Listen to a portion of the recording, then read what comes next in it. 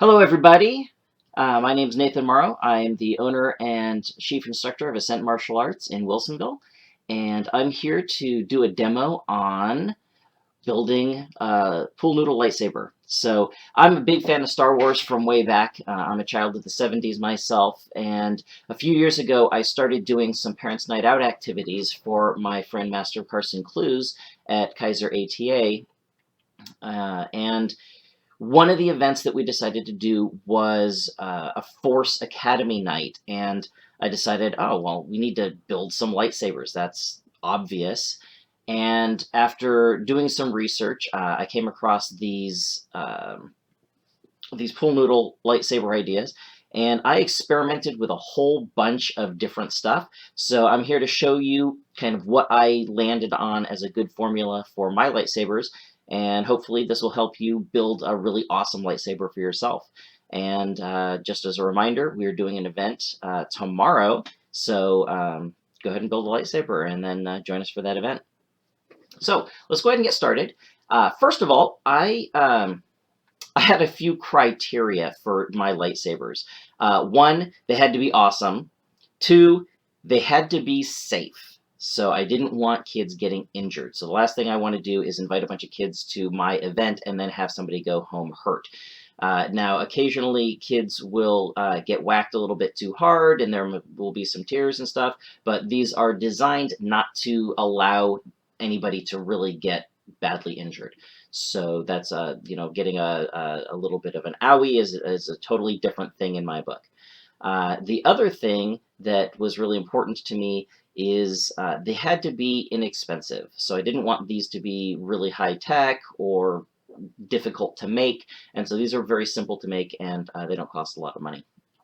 All right, so starting out first, the core of my lightsabers, PVC pipe.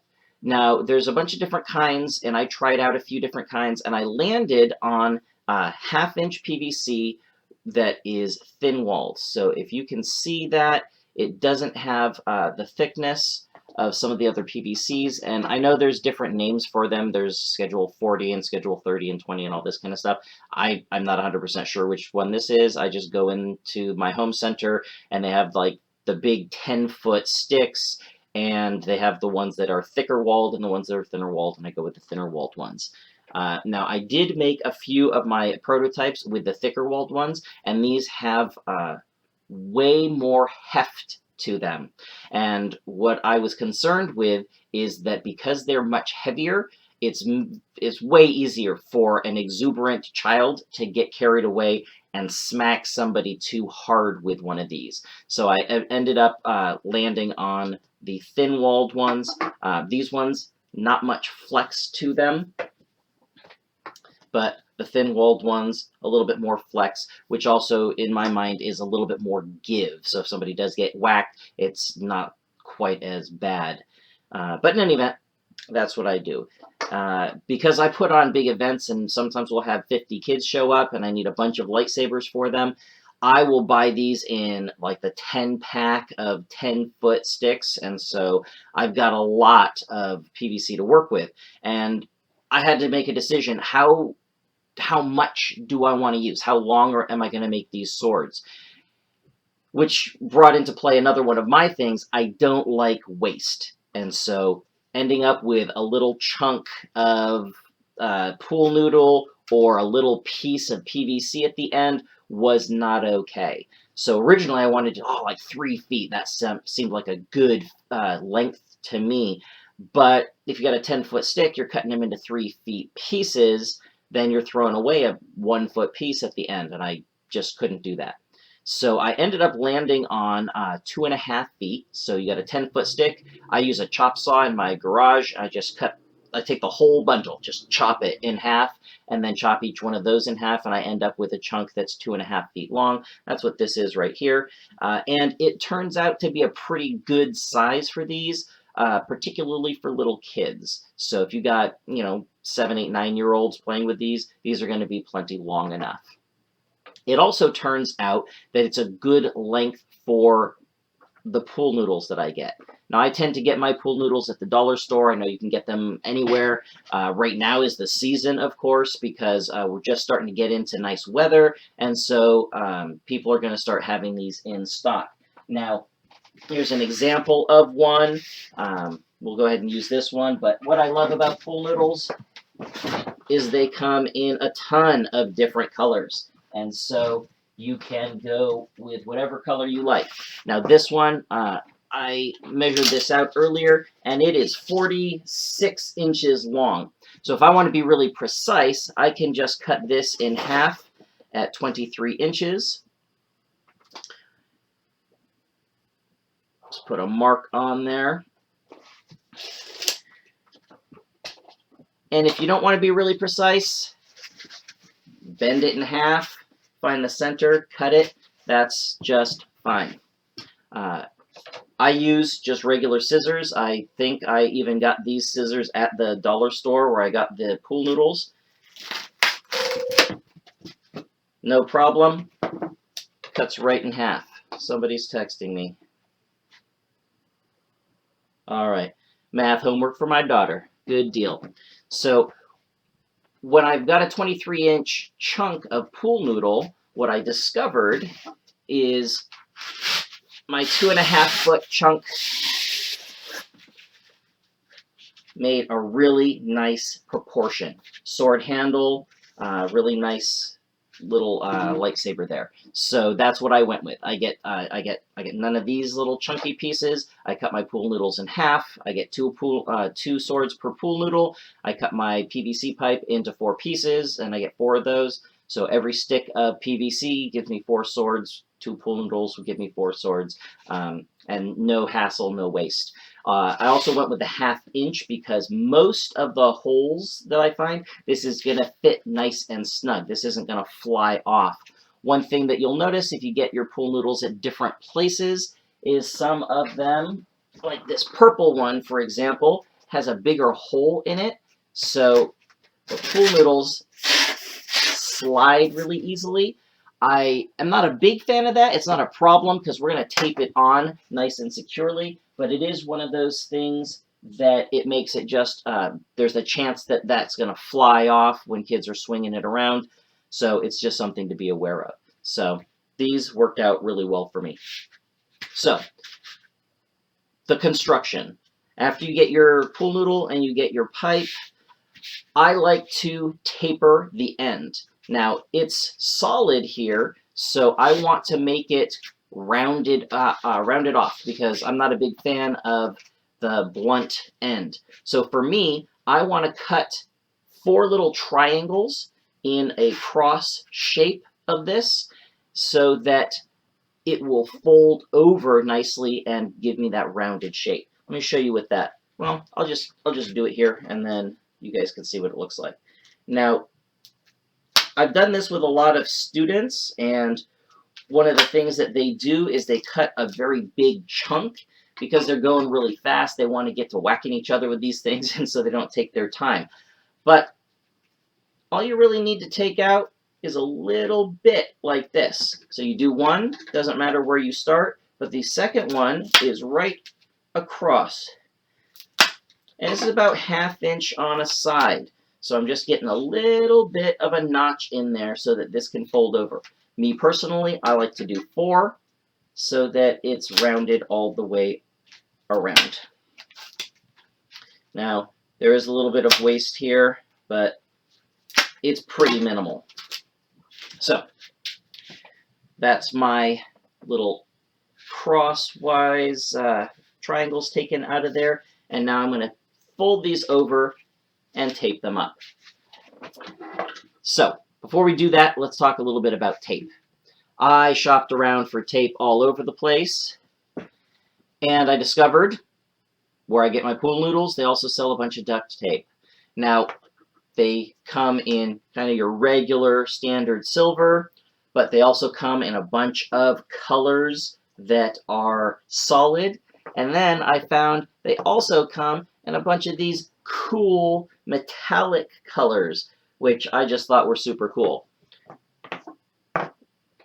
but got them at the dollar store, so I splurged and got a whole bunch. I got a big tub of duct tape over here, so I have all these different colors that I can choose from.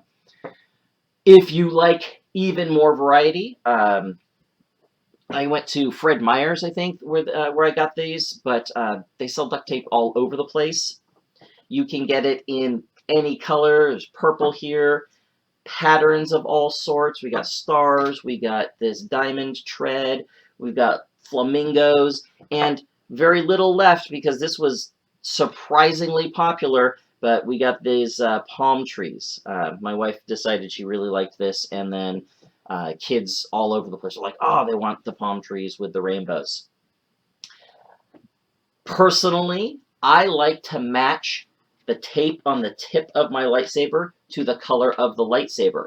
Not everybody likes to do that. People like to get very creative and very colorful on it, but I like to do that. So what I do, what I'm going to do today is choose this because it's real similar in color to the lightsaber pool noodle that I used. Now, again, I like to be pretty conservative. I don't like to use a huge amount of tape, so you only need a few inches to get this top going. There's somebody hiding off camera.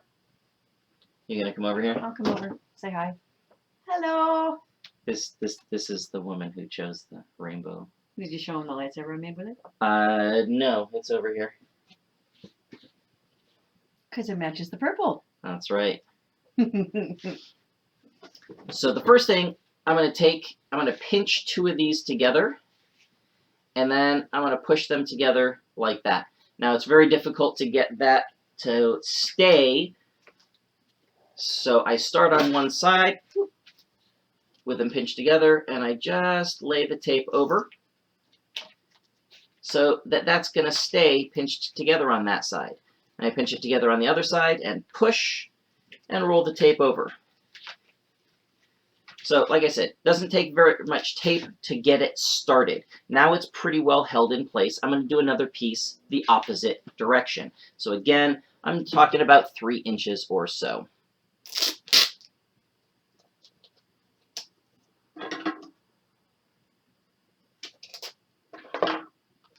So I take this piece, I'm going to go the other direction. Now, if this comes out a little bit messy, it's not that big a deal. For example, I cut this a little short. That's okay. So it's a little bit longer on that side than it is on that side. Not a big deal because I'm going to wrap one piece around. Now, how big a piece do you need? Your pool noodle, I want to say you're going to need about 6 inches or so. But again, if you have a little bit more, a little bit less, not a huge deal. But there is a key that I like to do when I'm wrapping this last piece. So I'm going to make sure I've got plenty. So I'm going to go like 8 inches or so. And it's going to start at the bottom. So the lowest point on these folded over pieces is where I'm going to wrap this. And I'm going to carefully wrap it so that it lines up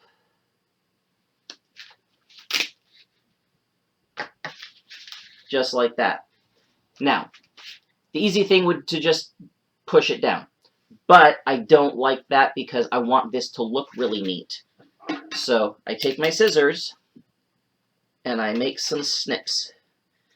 Approximately 1 inch apart or so.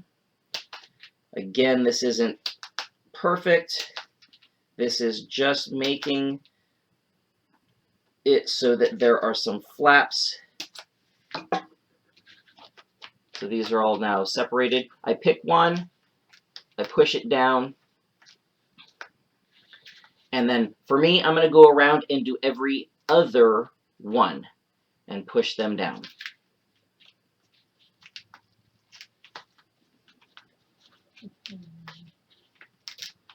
So that's my first go around. Every other one is pushed down, and then these ones will cover it up.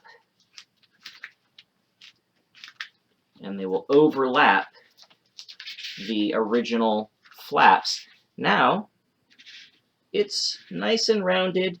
even though the first couple pieces that I put on were a little crinkly and they might have had some folds in it, this actually makes it pretty clean to the finished product. So that's going to be the end of my lightsaber. What's up? If I could share another benefit of doing it this way instead of just pushing it over, is when you're playing with these and, you know, battling against each other, if you get just the tip on your arm or something, if you just push it together, it has ridges and it actually can scratch. And Yeah. it's, you know, not a big deal, but it's not pleasant. This is much less likely to scratch your skin. It comes out a lot smoother, and so the aesthetics of it looks pleasing is nice, but also the safety factor is there. And just as a point of reference, if you're just kind of folding this over and you've got this piece of folded duct tape with a little corner there, this is what she's talking about, is if it comes around and it's on the end of your lightsaber and it comes around and it scratches, it can leave marks on the skin and stuff. Not fun. Yeah. All right. Now, so that's the tip of our lightsaber. The back end, what are we going to do there? Again, I like to make these look really cool, so I like to pick complementary colors, but anything is fair game. Now, with something like this, I might go silver on the end to make it look like it's a silver handle. Flamingos. Or I might do something flamingos. I might do something like the diamond tread print. What else have we got in here? Flamingos. I like red, but it looks a little too Christmassy to me. So I'm gonna go White and silver, maybe? Haven't done that combination before. you're right, we haven't done white and silver. But I'm gonna go with silver for the first piece. And when I say first piece, there's actually two bits on this that go into wrapping the handle.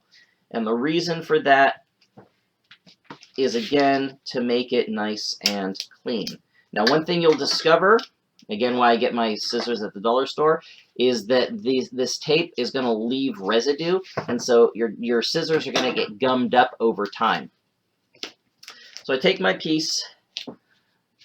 I only want to overlap this maybe half an inch, maybe a little bit less than that. But again, I'm going to wrap it in such a way that it lines up when I get all the way around.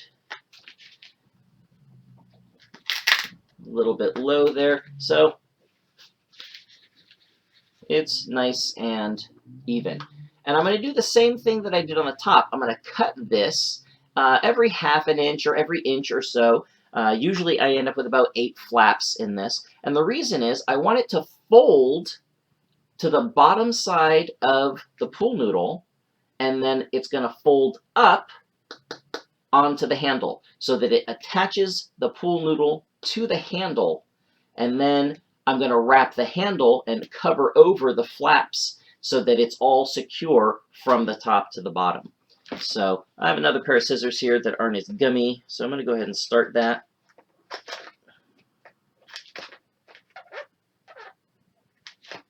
And this is one of those things where it's important to just take your time. Some kids get really impatient and they end up making a bit of a mess of this, and then they're not that happy with the outcome. So I've cut my flaps, so I'm just going to take every other one, fold it down, and attach it to the handle.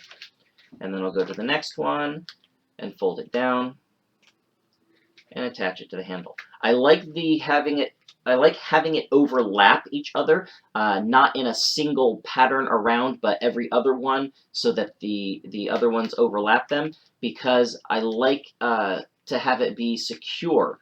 No, this one didn't get cut all the way.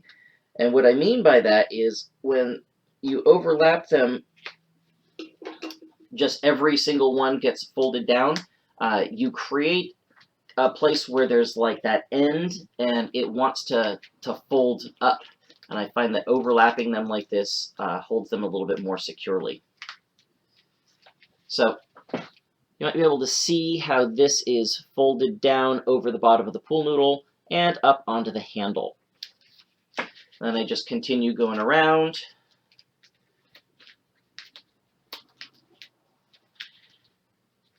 And the width of the tape is such that if you have about a ½ inch around the base of your pool noodle, it should cover up about a ½ inch to the handle of the PVC. And again, it turns out pretty nice. It's pretty clean. And you've got this bit here that can be covered up now with tape.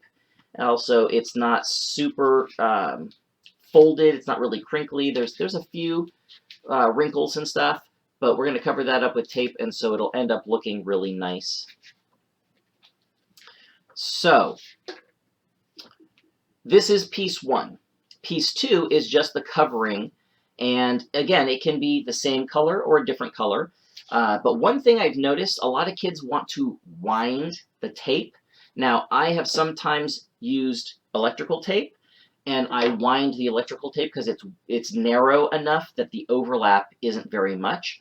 But if I'm not going to use electrical tape, I don't like to wind it because it uses a huge amount of the duct tape.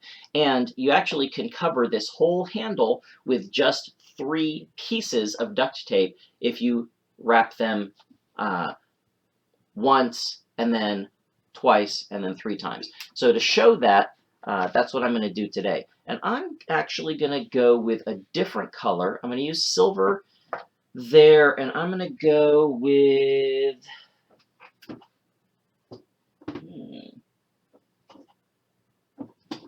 I'm going to go with black on the handle.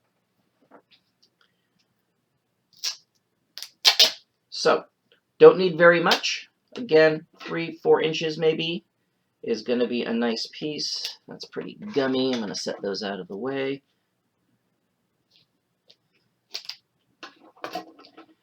And so I'm just going to lay this flat on the back. And I'm just going to wrap it over the duct tape that was there for that base. And I'm just going to wrap it all the way around. And I actually got more duct tape than I needed, but that's fine. I just wrap it all the way around. So a single wrap is going to cover a couple of inches like that. Now I'll get another piece, and I'll just wrap it in such a way that it overlaps that first piece. And you don't need to overlap it very much, because each piece that you put on will hold the previous piece in place. So if I just overlap this about 1/4 inch, then it wraps really nicely. And now I've got 2 pieces. And I'll go one more. I might need a 4th piece on this. It looks like the handle is a little bit longer than average, but we'll see.